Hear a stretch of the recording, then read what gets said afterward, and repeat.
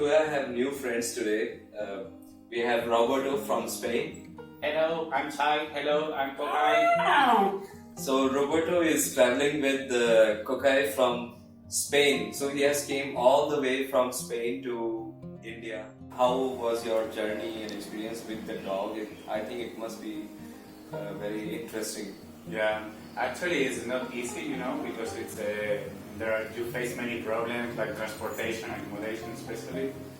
But then it's so amazing, man. It's like you get to meet a lot of people because we travel by hitchhiking, and thanks to this, we met a lot of people, dog lovers, and also they invite us to their houses sometimes.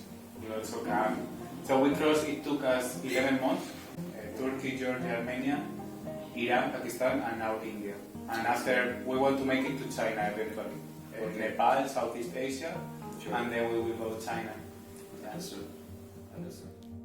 You traveled from Spain to India and it's with a dog, and it's very difficult for people to travel even a small distance India to India. So how you did it? I don't know. At the beginning, I thought it's difficult to travel with the dog, but you get used to it little by little, and then the things you think are hard, you find it easy, or you find another way, you find another motivation. You just look at the bright side, and then according to paperwork, it's a little bit pain in the ass, but it's not that much in the end. Once you have the rabies vaccine and the passport for the dog and the microchip, you can cross every border. If you go by land, the countries are not very strict. When you come by flight, they are really strict. But by land, it's much easier than we think. I see. I didn't have any problem in any borders. I would only recommend flying with your dog if you can take your dog with you, like you could do with Toya, or because dogs under 6 kilograms, you can take them with you on the plane. Okay, so in so many countries you have to stay in hotel. So how was the experience to getting accommodation to stay in the night? So it also depends on the country. For instance, in this trip, in Asia, I think India is the easiest one so far, but in other countries it's really hard. But anyway, I always bring my tent just in case. Also because my trip is a low budget trip, so it's good for me because I save money, but at the same time I make sure I'm not gonna sleep.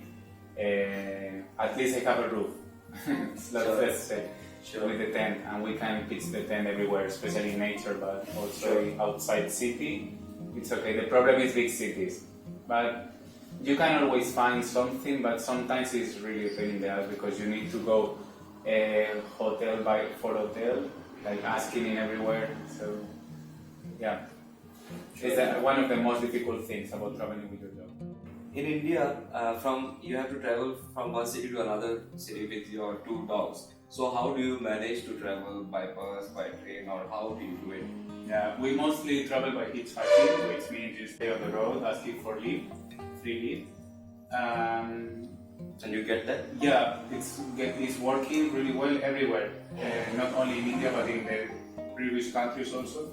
But the good thing about India is that you can also get sometimes on buses and trains. I don't ask because if you ask for permission to the driver, they will probably say no, or they will want to charge money, especially if you're a tourist. It's happening in India. But what I do, Koki is really well behaved, so I will try to get on the bus, on the back, on the gate on the back, and then I will go to the last seat.